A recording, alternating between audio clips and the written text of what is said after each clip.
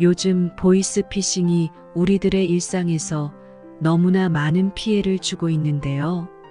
속지 말아야지 생각을 하면서도 나도 모르게 당하는 게 보이스피싱입니다. 최근 네이버에서 건강검진 안내 또는 건강검진 결과라는 문구와 함께 확인해 보라는 알림이 종종 오는데요. 이런 알림이 오면 절대 누르시면 안 됩니다. 저희 남편도 이 알림 때문에 큰 돈을 잃을 뻔하였습니다. 오늘 영상 잘 기억하시고 내 피 같은 돈 꼭 지키시길 바랍니다.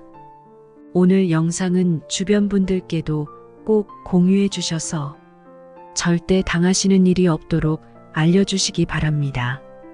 이건 남녀노소 할 것 없이 누구라도 당할 수 있는 것이라 특히 정말 조심해야 합니다. 얼마 전 휴대폰으로 이런 메일 알림 한 통이 왔습니다. 제목이 건강검진 보고서 발송 완료였는데요. 마침 일주일 전 저희 남편이 건강검진을 한 터라 당연히 그때 받은 건강검진 결과이려니 생각하고 메일을 클릭하였습니다. 다행히 개인정보를 입력하기 전 딸 아이에게 물어봤더니 요즘 이런 보이스피싱이 성행한다고 하더랍니다. 다행히 저희 남편은 개인정보 입력하기 전 보이스피싱을 막을 수 있었습니다. 이 사연을 듣고서 어차피 나는 메일을 잘 안 쓰니까 나랑은 상관없겠네 라고 생각하시나요?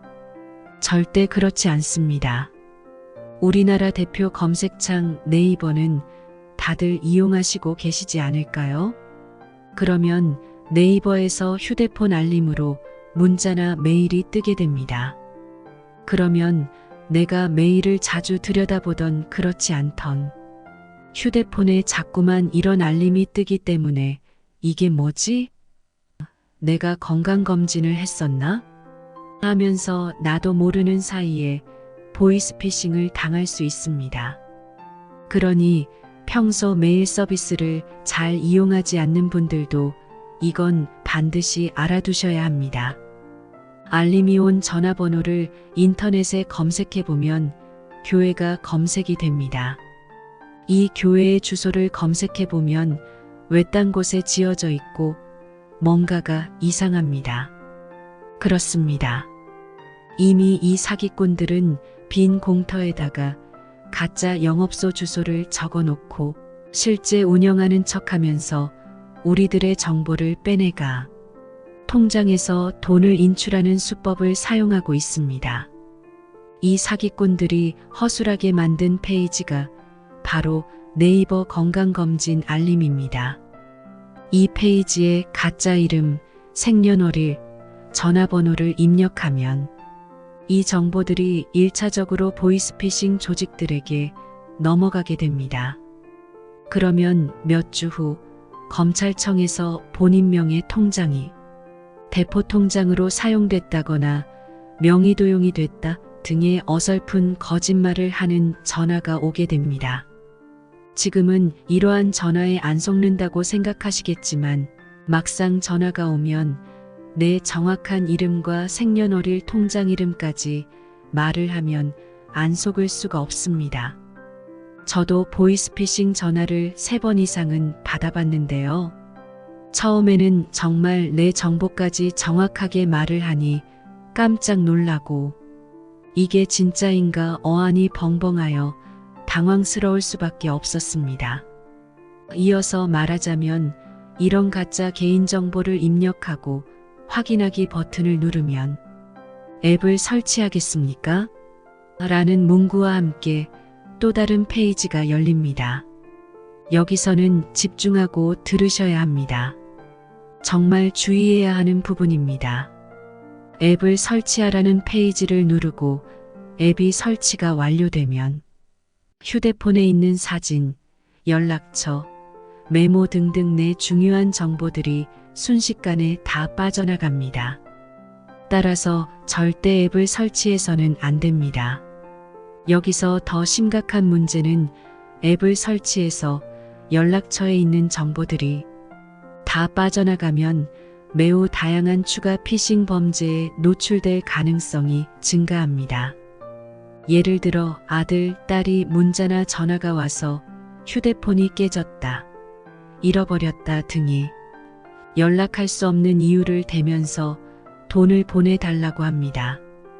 또는 인터넷상에 떠도는 나체 사진을 도용하여 마치 내 신체인 양 꾸며보내 이 사진들을 연락처에 있는 지인에게 보내겠다, 사진을 보내기 전에 돈을 송금하라는 등의 더 흉악하고 악질의 방법을 사용하는 보이스 피싱범도 있습니다.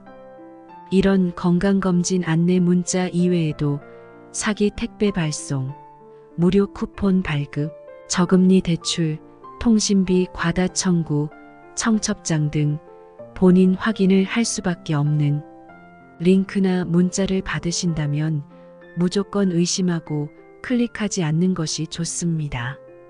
진짜 중요한 것이 있습니다. 그렇다면 진짜 네이버에서 보낸 메일과 네이버 사칭 메일은 어떤 차이가 있는 걸까요? 이걸 반드시 알아두셔야 가능한데요. 일단 진짜 네이버 메일은 보낸 사람 이름 옆에 네이버 로고가 같이 뜹니다. 초록색의 네이버 로고가 한 번에 같이 보입니다. 사칭 네이버 메일을 보면 초록색의 네이버 로고가 보이지 않습니다. 이뿐만이 아닙니다. 보낸 사람 이름을 눌러서 메일 주소를 확인해 보면 이런 얼토당토하는 이메일 주소가 적혀 있습니다. 물론 사기꾼의 이메일 형식은 계속 바뀔 수 있습니다. 그러니 실제 네이버 메일을 알아두시는 것이 더 좋은데요. 실제 네이버에서 보내는 메일은 골뱅이 뒤에 네이버.com이라고 적혀 있습니다. 이게 진짜 공식 네이버 계정 메일입니다. 이 점 꼭 기억하시고 절대 이런 일이 없으시길 바랍니다. 제가 오늘 알려드린 사례는 네이버 사칭 메일 사례였지만 실제로 정부 관계자를 사칭한 이메일들도 정말 많습니다.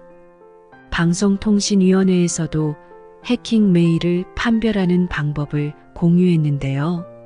첫 번째, 메일 주소가 이상하지 않은지 먼저 확인해 보시고 모르는 사람에게 온 메일을 주의하라고 했습니다. 또한 사전에 안내되지 않은 메일은 열람하지 말고 믿을 수 없는 첨부 파일은 절대 열람하지 말라고도 경고했습니다.